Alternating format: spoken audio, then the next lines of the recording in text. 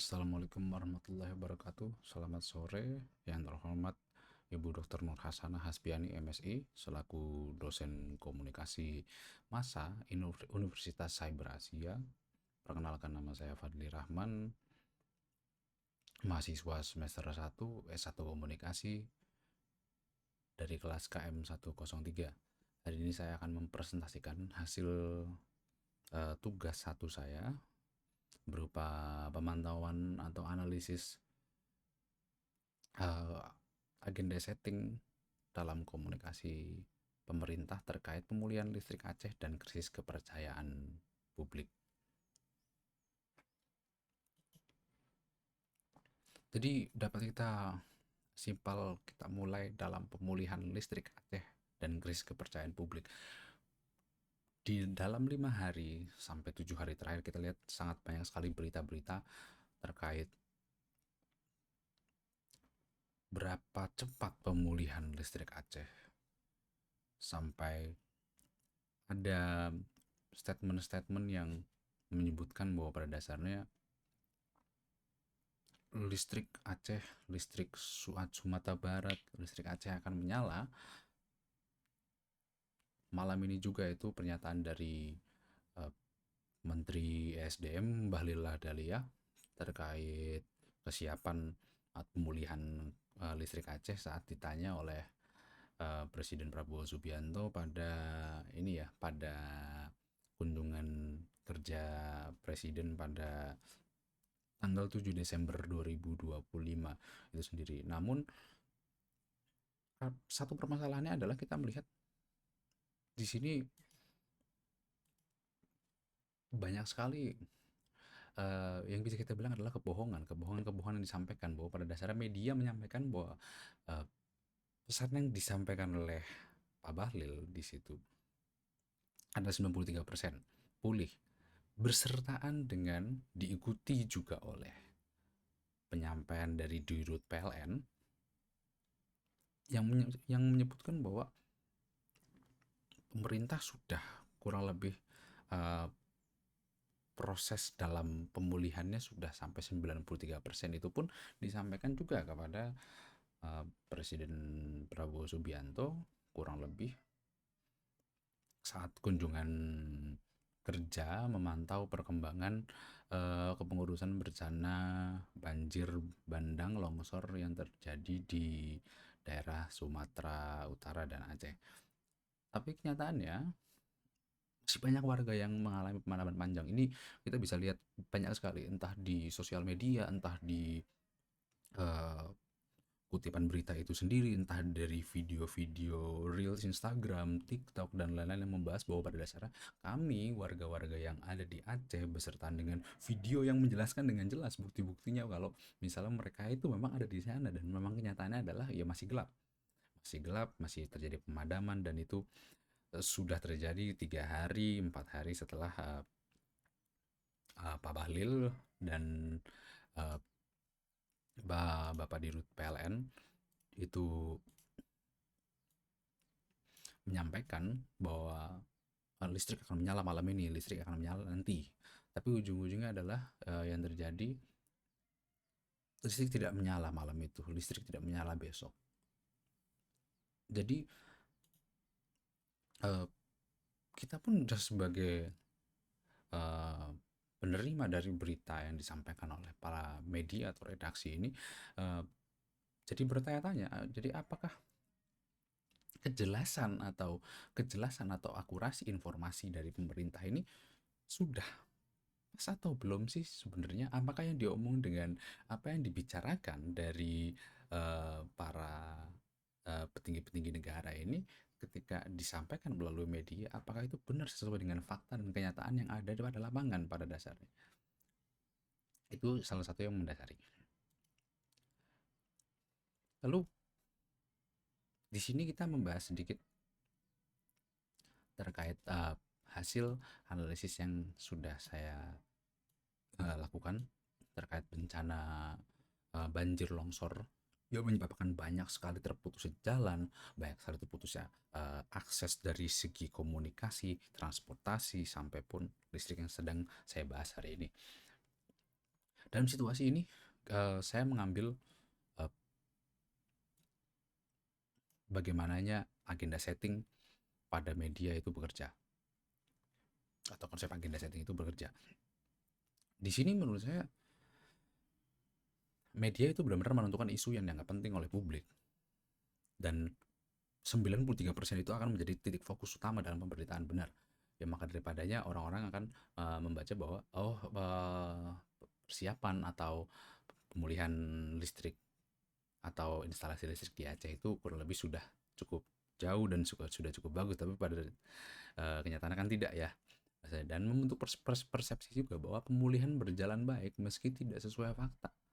Jadi ini kontra yang terjadi antara apa yang ditayangkan, apa yang disiarkan oleh media, apa yang diberikan oleh media secara tertulis, online, dan lain-lain, itu tidak sesuai dengan kenyataan yang ada.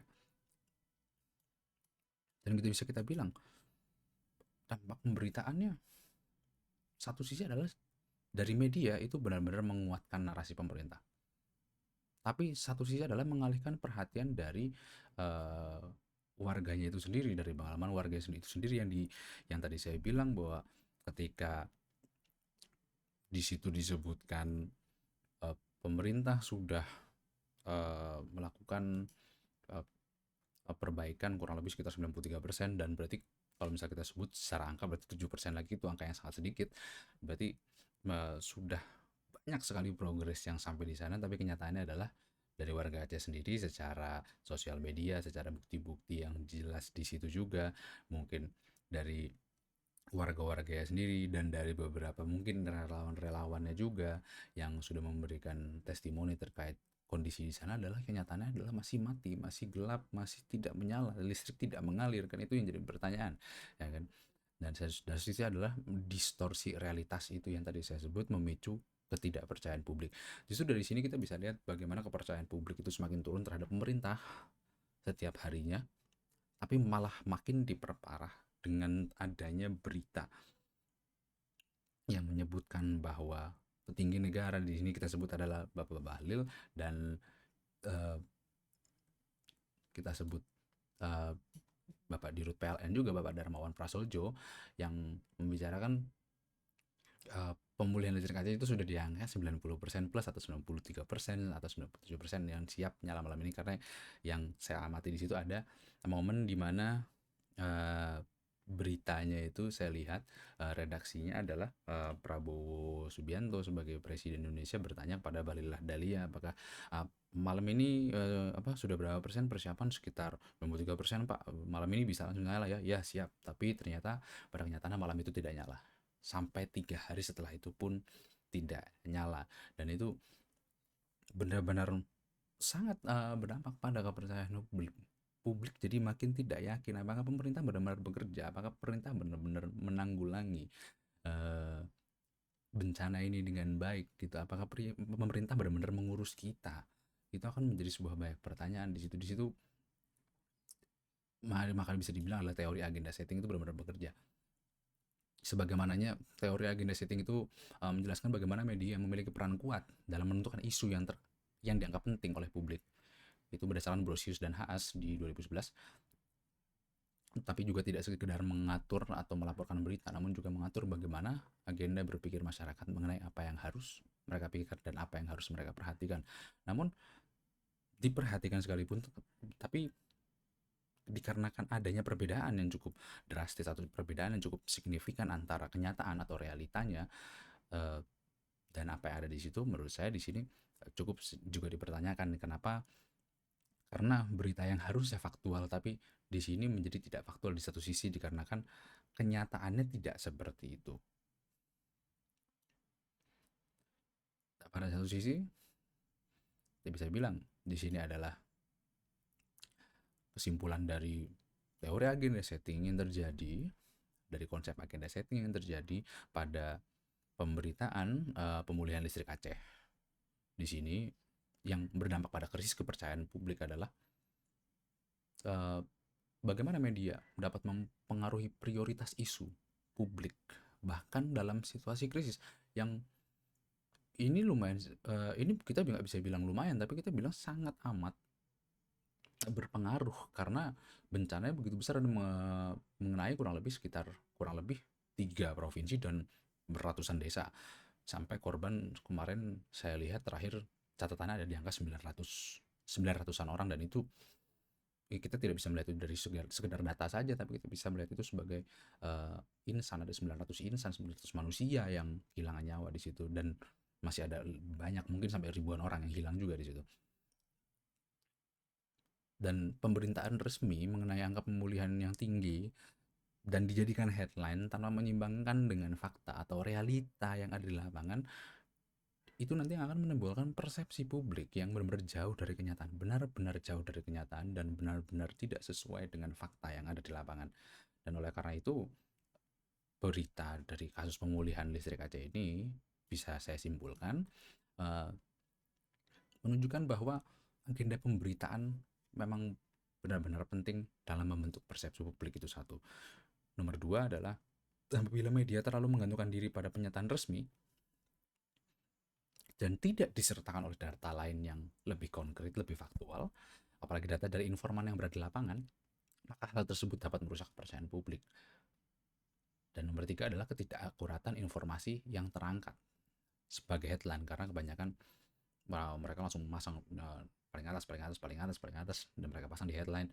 Dan itu pun juga sangat berdampak dan memiliki potensi yang lebih besar untuk mengurangi legitimasi pemerintah dan media, di mana kepercayaan terhadap pemerintah dan media itu sendiri sudah mulai dipertanyakan dan makin parah, bukannya diperbaiki atau bukannya memperbaiki dari sisi legitimasi, dari sisi faktual untuk mungkin kita bisa dapat mengecek kembali, tapi di sini malah terlihat seperti hanya ingin sugar coating atau sekedar hanya ingin membiarkan warga-warga yang lain tidak melihat kenyataannya seperti apa. Tapi dikarenakan adanya perkembangan teknologi yang lebih maju di saat ini, warga-warga yang lain dimaksa untuk lebih melek kenyataannya dan faktualnya seperti apa di lapangan, dari para relawan, dari para korban-korban yang ada di sana, juga warga-warga yang terdampak itu, bahwa pada dasarnya sebelumnya lah sampai sekarang, dan dianggap sebagai kebohongan. Dan itu makin merusak kepercayaan publik dari hari ke hari, dari masalah ke masalah. Dan mungkin 2025 bisa saya simpulkan sedikit lagi adalah kepercayaan publik semakin turun berdasarkan dari uh, berita yang terjadi, berita yang terjadi di mana di situ ada perannya adalah Dirut PLN, yang Dirut PLN dan Bapak Bahlil Lahadalia juga sebagai Menteri SDM, yang menurut saya secara uh, nilai ini ya, kita bisa bilang nilai legitimasinya agak sering dipertanyakan akhir-akhir ini oleh para warga Indonesia, dikarenakan beberapa banyak kasus, dan sekarang mungkin makin diperparah. Apakah apakah Indonesia akan ditutup 2025 dengan cara yang seperti itu, atau mungkin pemerintah akan melakukan penanggulangan dari sisi lain.